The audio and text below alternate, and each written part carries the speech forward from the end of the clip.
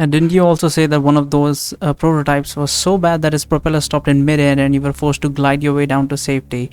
Does this also qualify as a mundane story to you? I guess so. I mean, it's not like I've been spending my life fighting varans and rock golems or something. Just out of curiosity, Leila writes, how many more of these mundane events happened to you in the past? Well, let's see. I say I've been doing a lot of odd jobs along the years in order to pay for my food and travel, so I guess I could start with those. For example, there was this one time when I went to some ruins with an archaeology professor, and we almost got buried alive when we accidentally triggered one of the traps. I've also worked as an apprentice to quite a few mages who were all very surprised at my ridiculously advanced knowledge of theoretical magic gained from my years of relentless study, and they wanted me to help them develop new spells. I think I've lost count on how many of those experimental spells ended up exploded in my face. Then there was that one time when I was accompanying a relic hunter into an old cave and we somehow ended up getting chased by a group of goblins. Man, that was a close one. To this day, I'm still not sure how we were able to make it out of there in one piece.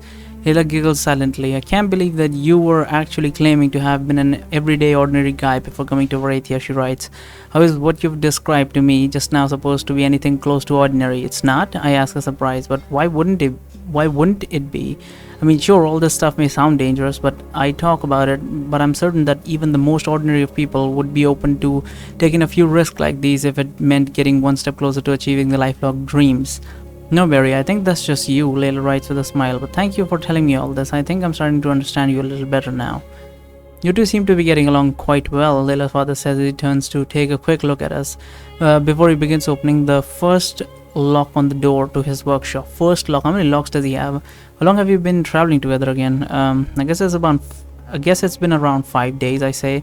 We've also spent a lot of time together in the days during the arena, coming up with strategies, trying to sabotage the event. Right, Layla's father says he's now looking for an additional key that seems to have misplaced. So have you made any plans for the wedding yet? Father, Layla writes, with her eyebrows furrowed. It's not like that, Barry's just a friend. And besides, he's already in a relationship with Melindra. What? That's not true. Where did she get that? Yes, of course, a relationship exactly what we are in, Melindra and I. That is hilarious. Why did she say that even? Both the answers are so weird. Like the first one would be a direct one, like what are you talking about? That's not how it is. And the second one is like, oh yes, I'm playing along or something. I have no clue. I'm just gonna go with the first one. Melindra and I are not in a relationship. I say as Layla's father takes a key out of his pocket and finally unlocks the door. Sure you're not, Layla writes while rolling her eyes. I'm serious, I say. What if you say, Barry? Layla writes, looking thoroughly unconvinced. I don't know where she got that from, that we are in a relationship with Melindra, but okay. Shall we go in? Layla's father says as he opens the door to his workshop. After you, Layla writes, and then we both follow her father inside the room. As Dr. Wrightsy closes the door behind us, I take a quick look around and see that this workshop is not much different from the one that King Golemak had beneath his throne room, where his tools and gadgets are thrown around on floor. There is a workbench in the middle and a rectangular metal device right on top of it, and a few enchanting tools laid down on each side of the table. The little father takes the rectangular device off the table in order to clear some space, and then he asks me to give him my stat booster. Once I take it out of my pocket and hand it to him, he places it on the workbench and he pulls out two sharp metal enchanting tools from under the table, which he then uses to carefully manipulate the aura around the device. The little father says, it has been a while since I've worked with a non-modified stat device. It's going to take me a bit to get used to it, Barry. Get used to it again, Barry. Would you mind if I worked on Layla's stat device before yours? I only need to do a few minor adjustments for her, but it's going to take at least a few hours to finish working on yours. It's alright, you can work on Layla's device first. I'm not in that much of a hurry. Splendid, Layla's father says as he sets my device aside. Layla, can you hand me your device please? As soon as Layla gives her stat booster to her father, he puts it on the table, working on it with the same enchanting tools that he was using before. For about 20 seconds or so, both Layla and I watch Dr. Wrightsy in complete silence, and he continues to move his tools very carefully around the device's surface. There is no need for you to be so quiet, Layla's father says as he slightly raises his head to look at us. I can concentrate even if you two are having a little chat in the meantime. Oh, Layla writes, well in that case I suppose I wouldn't mind hearing a little more about Barry's life before the tournament. Tell us more about your adventures, Barry. I told you there isn't really anything all that interesting to talk about, I say. I think you're only saying this because you've been reading too many maid story, Layla writes. By most people's standards, even the fact of getting out of their hometown and exploring the world is an adventure in itself. Here, let me help you. Why don't you tell us more about those mages to whom you've served as an apprentice? There has to be at least one interesting story you'd tell us from the time when you were working for them, right?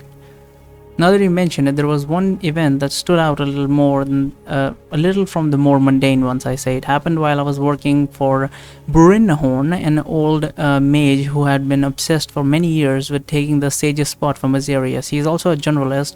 He's rather skilled, but no matter how many times he reached the final round of the yearly sage tournament, he has never once been able to get even close to beating Azarius. Ironically, the two of them are pretty good friends from what I've heard, although I've never seen them interacting with each other during the brief period of time in which I was serving in Brynhorn's apprentice. I was serving as the Brynhorn's apprentice. I mean, his name is Brynhorn, and our character's name is Barry. Yeah, I can see why everyone was finding it funny. Well, Kate's name is Kate. Like, come on, Kate for mage? Come on now.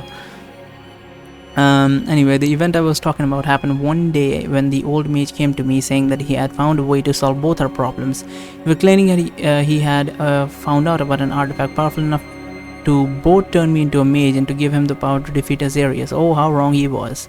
I take it that the artifact wasn't helpful, then Layla writes. It's not that it wasn't helpful, I say, it's that it didn't even exist in the first place. It was all a trap set up by some of Brynhorn's rivals from this sage tournament who were upset that they could not reach the final round because of him, who had decided to rid themselves of him before the tournament contest even began, as they could finally get to challenge Azarius themselves. Man, that was a day to remember. We were basically trapped in a maze full of magical traps for hours on end with barely any hopes of making it out alive. I practically had to use all of my knowledge about how different types of magic work together in order to get us out of there in one place. Luckily for me, Brynhorn was a generalist who could practically cast most types of spell in existence, so all I had to do was steer him in the right direction.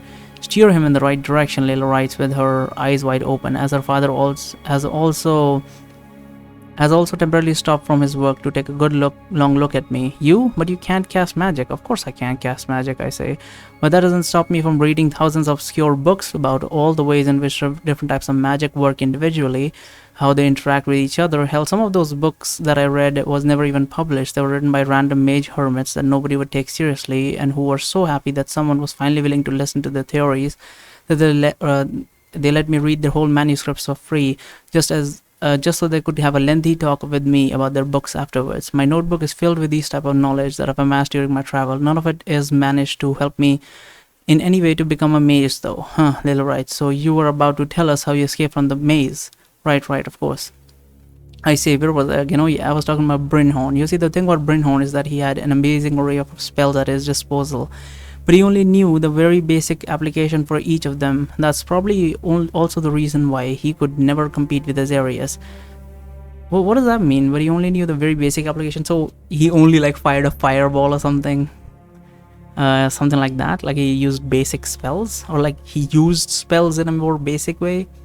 The main advantage you get for being a generalist is the flexibility. You can't just cast spells randomly as if you were a specialist and call it a day. Someone who specializes in certain type of magic will always be better at it than you on an individual level. But if you combine several types of magic together, the potential is limitless. The more spells you know, the more combination are available to you, and as long as you know exactly how each individual spell interacts with all of the others, how you need to cast them, and you become virtually unbeatable, given how many spells Brynhorn had in his repertoire. There were countless ways in which he could have dealt with the traps, but since I wasn't exactly sure how much control he had over his own spells, I decided to go with the simplest idea that came to my head. So I told him to try and use multi-step dispelling. Multi-what? Layla writes. Multi-step dispelling, I tell her. It's a technique that I kind of made up myself based on information that I gave from reading some older books and from talking with some of the hermit mages that I mentioned earlier. For some reason, nobody else thought of this before, but as long as you could tell exactly what spells were used to create a more complex spell, you can reverse cast those exact spells against in order to cancel its effect. Obviously, this technique won't work all that well against a skilled mage like Azarius, because he'd be able to just change his spells on the fly in order to confuse you. But if you're dealing with a magical trap, you have all the time you need to figure out which spells you need to cast in which order. And what's more, this technique is really low risk when you use it against trap, because even if you fail, you won't trigger the trap by accident, so you can pretty much try it again and again until he's a fucking genius. Holy shit. Until you can get the timing right. We had to spend the whole day in that maze until Brynhorn learned to reliably use the technique, but thankfully his rivals weren't waiting to ambush us outside, so we made it home safely afterwards.